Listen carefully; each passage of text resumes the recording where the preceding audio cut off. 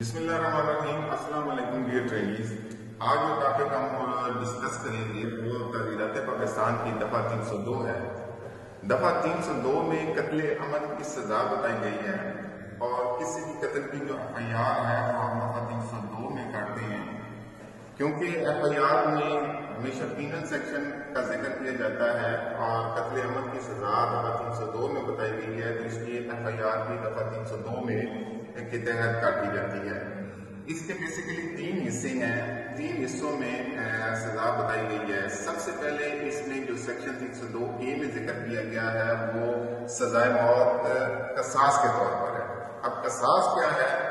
قصاص بیسیکلی قاتل کو ایسے ہی مارنا ہے جیسا کہ اس نے مقتول کو مارا ہے۔ اسلامی سزا ہے، حدی سزا ہے، یعنی ناک کے بدلے ناک، کان کے بدلے کان، آنکھ کے بدلے آنکھ۔ قصاص کے تحت اگر ہم سزائے موت دیں گے تو قاتل کو ہم ایسے ہی ماریں گے، یعنی اسے پھانسی چڑھائیں گے یا اسے ماریں گے جیسا کہ اس نے مقتول کو مارا ہے۔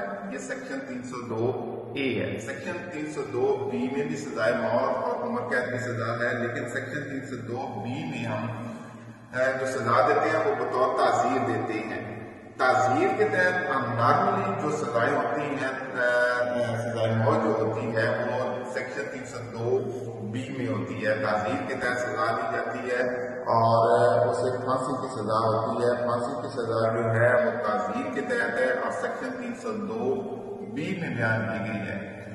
سیکشن 302C جو ہے وہ یہ بیان کرتا ہے کہ اگر قاتل پر قصاص لاگو نہیں ہو سکتا تو اسے سیکشن 302C کے تحت سزا دی جائے گی۔